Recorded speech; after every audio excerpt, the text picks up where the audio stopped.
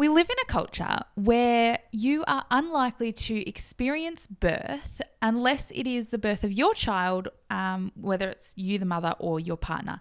And so today I wanted to get my twin sister in for an interview to talk about her experience being my birth support person. So she'll be sharing her experience at my birth, as well as her inexplicable crying the week after the birth. So if you're interested in hearing her journey as a birth support person and how you might be able to prepare to be a birth support person yourself, keep watching.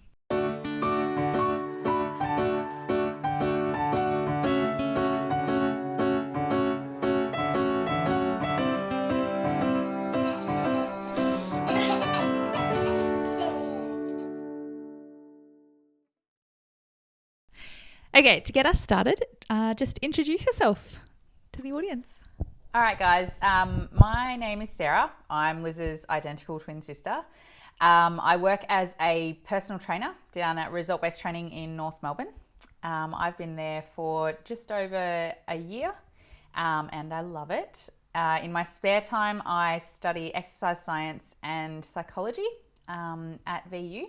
And I was one of the 3 birth support people that Liz chose to have at her birth. So we'll just kick off with what your overall experience of the birth was. Well, I would have to say that it was the probably single most amazing experience I've had in my life. There's not really any adequate word that can describe it. For anyone who has been a birth support person, you'll understand that it's not really something you can explain to other people, but it's very special being there throughout the whole journey, I guess. There are a few funny moments throughout my labour. What was one of the funny things I said or did that stood out to you? My favourite was when you had told me beforehand that when you were giving birth, if the head was out, that you wanted to touch the head. And so at that stage, obviously you were a bit out of it by that stage and you were just trying to relax, and I suggested that you might like to touch the head since Amelia's head was out. And you just said, no, I just need to rest. And then when you did actually look down, by accident, purely because you thought you had a contraction but didn't, and when you opened your eyes because they had been closed, you just looked down and said, "It's huge!" That was a highlight. Definite highlight.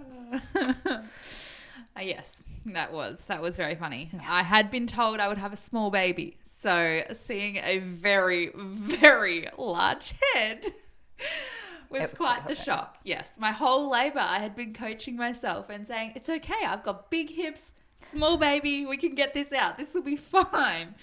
So seeing that big head was a shock. So what would be one of the hardest parts of the labour for you as a birth support? The hardest, I suppose, for me was keeping my composure. For me, I knew in the state that you were in that you needed me to be strong. So it, as a twin, I suppose it sounds weird to say that I feel her pain, and I don't mean that in a sixth sense kind of way, but that when you were hurting in that way, I felt really helpless and I didn't sort of know the best way to help you. So for me, I just counted you through contractions and gave you encouragement and did a lot of counter pressure and stuff. But the hardest part for me, particularly, I hadn't had a lot of sleep. Liz woke me up after you were the first. She was the first to be woken up because I thought I'd let my husband sleep. Yes. So. And I'd only had about an hour's sleep and I'd been up since 5 a.m. the morning before. So I'd had an entire day until 9 p.m. and then had 1 hour sleep. So by the next day, I was quite tired, and your emotional control isn't as great at that stage. So if I do have a recommendation, if you have a chance throughout the support to have a bit of a nap, definitely try and get that nap.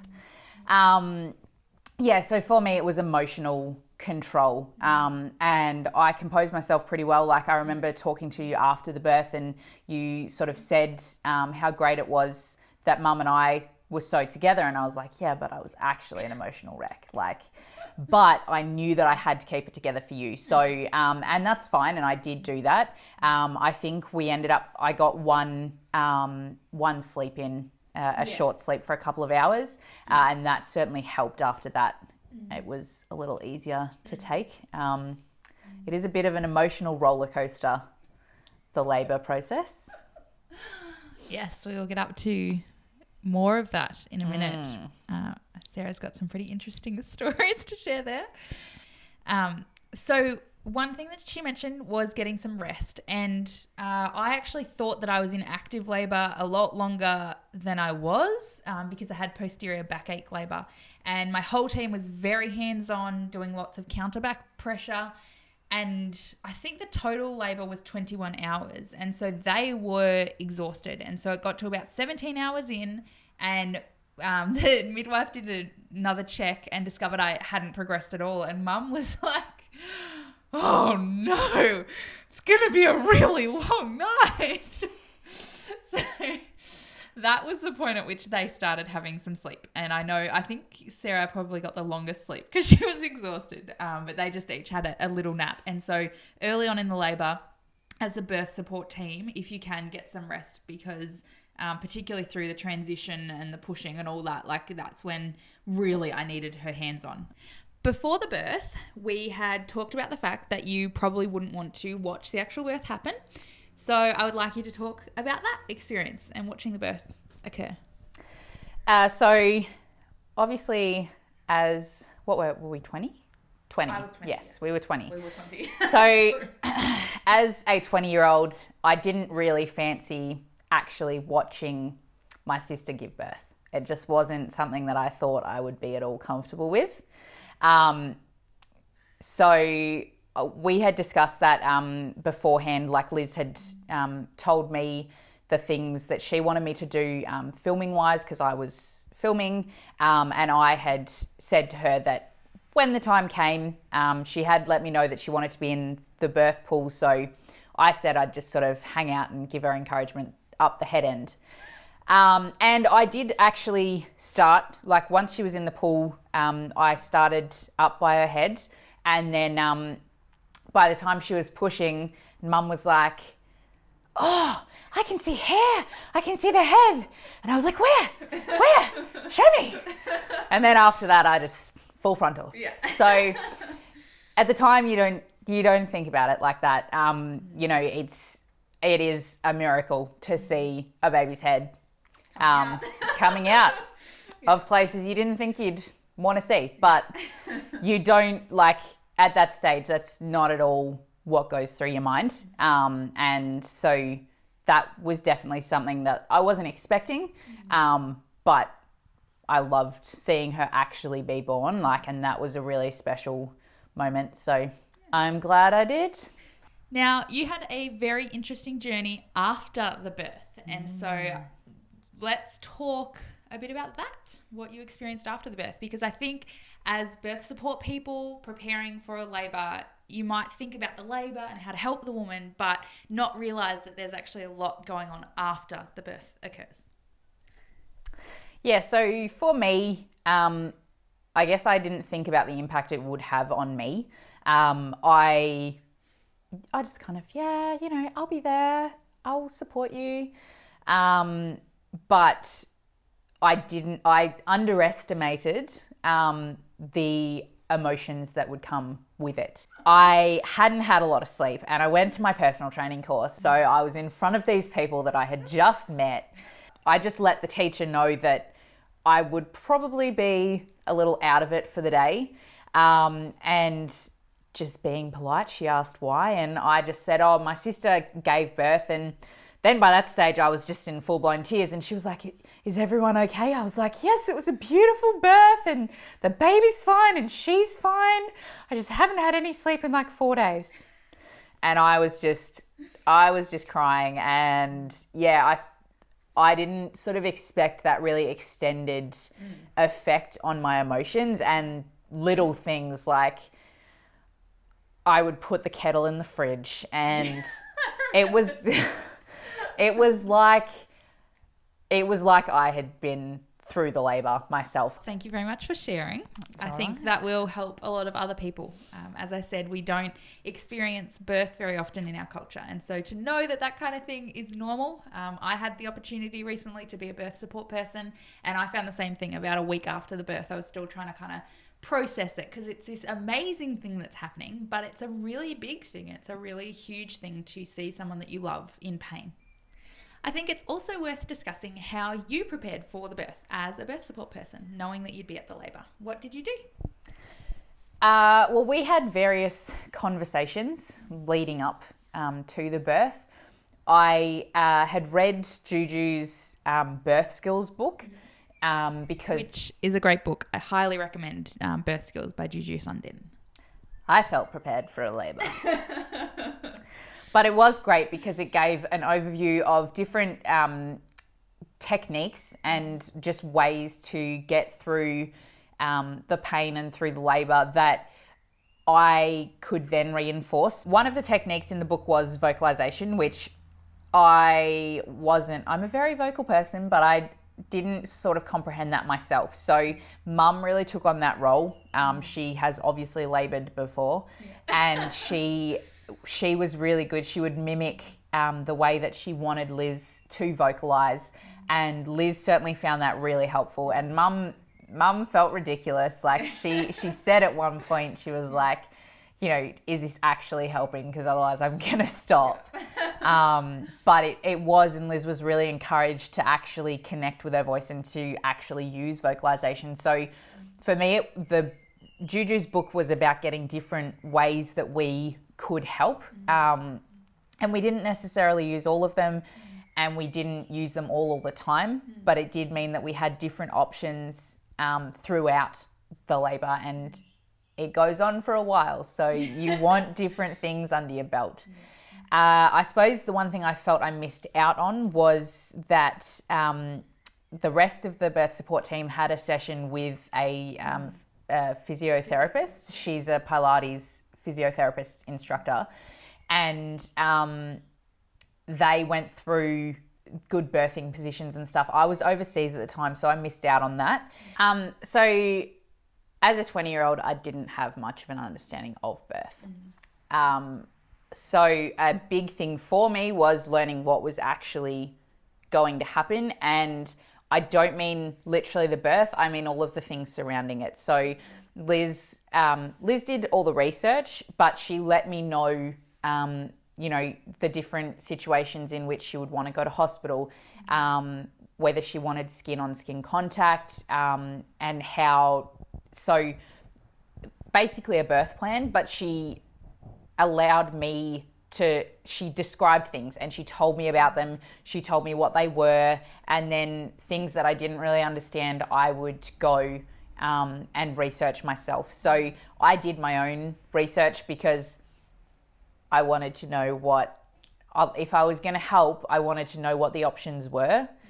And I felt really confident going into my birth that my birth support team knew what I wanted. They knew I absolutely did not want drugs. And there was a point when I was on the toilet and I was in transition and it was awful, and I was just mentioning that it might be a good idea to go and get an epidural.